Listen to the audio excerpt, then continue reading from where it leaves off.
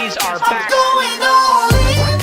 I don't know if you guys caught this, but there's a subreddit called Wallstreetbets. And what they do on Wallstreetbets is they find angles and a thesis, and then they bet on a stock. The stock they picked for the past couple of months has been GameStop. And boy, actually, did they... Jason, hold on a second. Ram and jam.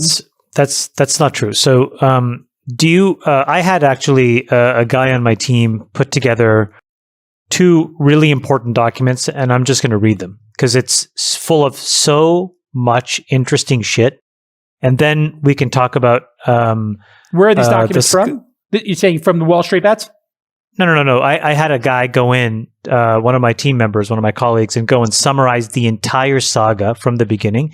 And then we can talk about the corporatist scumbags at Robinhood and how they're fucking people over. So let's do that in that order. Okay. This is why they call him the dictator. Let's start with the read your biased and no, shut up, boring document. Go. You're an idiot because you just want to defend people because you blindly stumbled into a fucking trade that actually made a little money. Lo and behold, you actually invested in a company that literally they got on television yesterday and they fucking lied to Americans right to their face. This is a company that was insolvent because now let's just put a pin in the following data point, which I believe to be true. I know more about this than you do because I live in these markets. Okay, so I understand what it means to be putting on trades, to being short, to being gamma squeezed, to have longs, to do all of this risk management. You're an early stage investor. So I know the intricacies of this stuff and what's happening in here. This company was insolvent. They did not have the capital requirements to post the margin that was being asked of them by their partners. And so this was a platform level decision to ban and block people from trading securities.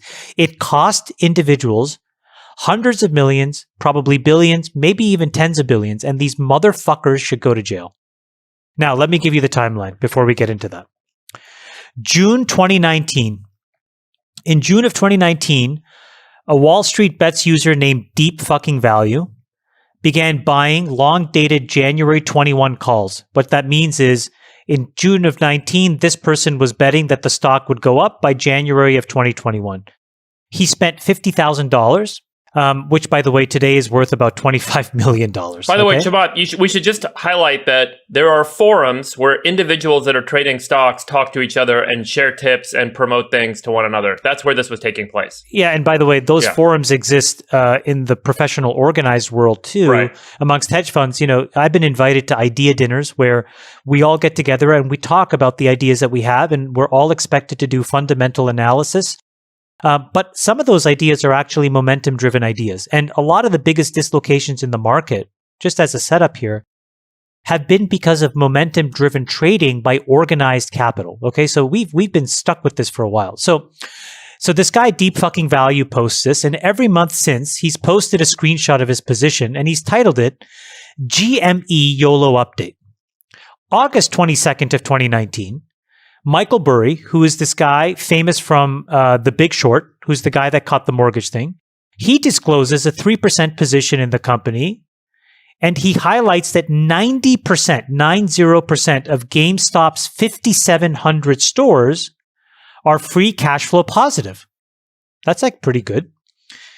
He urges a buyback, and he notes that the company was trading at or near net cash levels. So he's making a deep value oriented fundamental thesis as well. Chamath, I think also it's worth saying what GameStop is, because even my wife asked me, what the hell is GameStop last night? GameStop is a retail store where people buy video games. I used to go to the mall all the time and buy video games there. And consoles and headphones and other stuff. And they'll buy back your old games. And so the stock got beat up over the last couple of years as people stopped going to malls and stopped buying stuff in stores, and everyone thought the company was going to die. And so these guys observed that maybe there's real value in this company and it's making money. Digital downloads are now the standard. No one buys DVD ROMs anymore or anything like that. So and the Chewy founder, who is very successful at e-commerce, came in to run the company. Yeah, that's the best part of the story. So June 19 was the original post. August 22nd of 19, Michael Burry comes in and says, I'm long.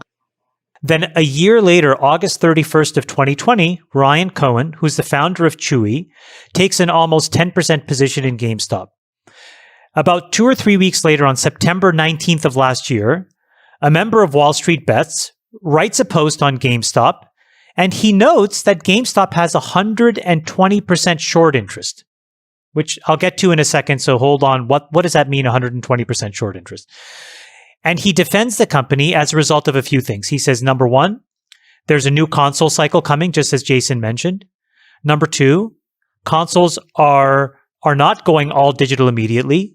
GameStop loyalty programs have 55 million users. They have a strong balance sheet. Ryan Cohen just bought a stake.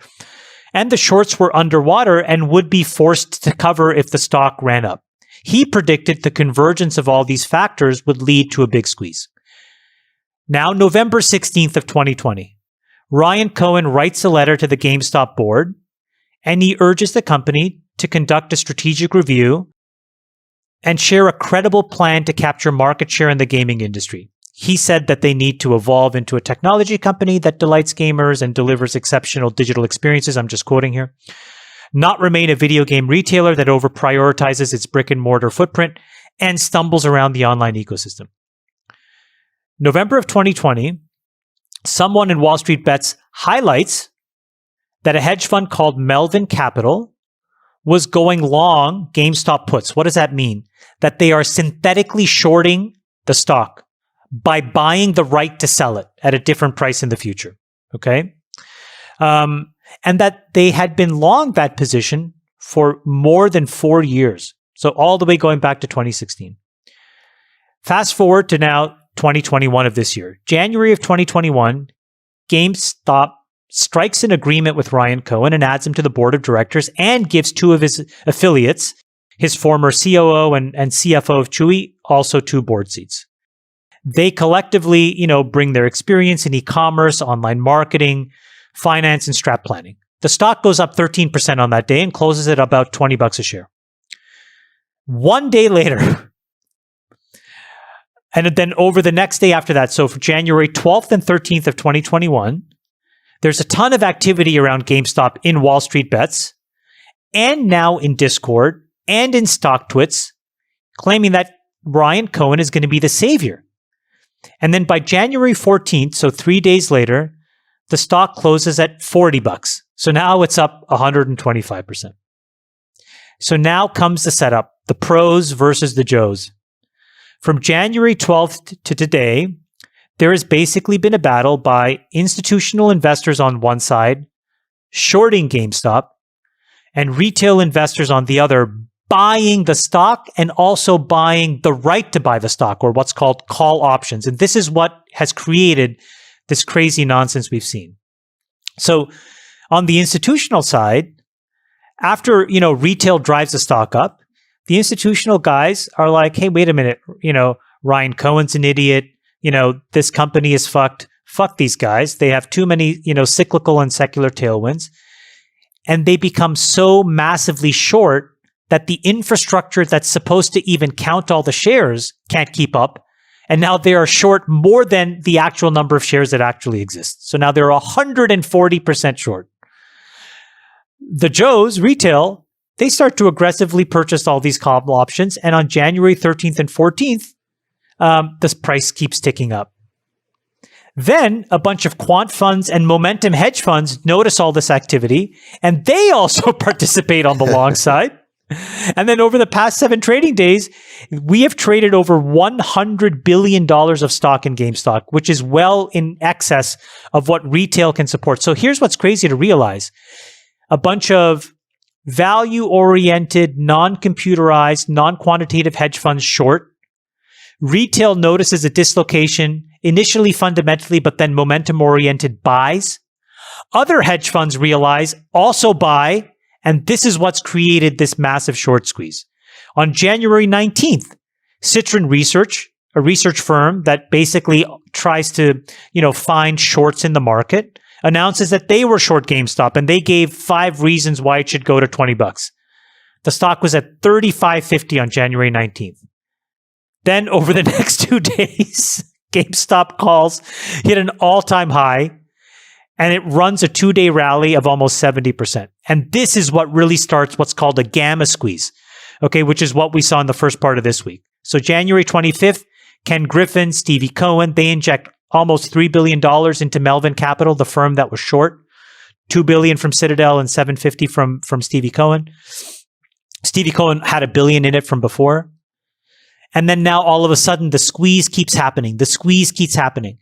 And then it starts to spill over to the rest of the market. Now all these hedge funds, these original hedge funds, they are getting called by the bank saying, hey, wait a minute, you've run over your collateral limits. You need to post more collateral. We need more money in your bank accounts. So now not only do they have to cover GameStop, they have to cover all their other shorts. So those go crazy. And they have to sell their longs. So now they're selling, Facebook, Netflix, Alibaba. So those things are going down. That accordion is what's been happening in the market in the last couple of days. And then the coup de grace is what happened on January 28th of 2021. Brokerage firms, and this is where, Jason, we should talk about this, like Robinhood and Interactive Brokers, because in fairness, it wasn't just Robinhood, prevented their users from buying GameStop and a handful of other stocks. They were only able to sell, which resulted in such a one-way pressure, it caused a 44% sell-off yesterday. Now, that's been reversed today. And so what it speaks to is a bunch of questions. There are questions as to whether or not this was mandated by the platforms or the regulators. Given the fact that it didn't impact all the brokerage accounts, it was a platform-level decision. So some organizations like Robinhood banned it. Some organizations did not. And it could be that some of these platforms that banned it is likely because, and this is where we get to the insolvency question, didn't have enough margin. And so they knew that if they opened the doors, there would be a run on the bank and there would be a run on Robinhood. And that's why they basically, I believe, had to stop allowing people to trade. And it just shows how fragile the whole system is.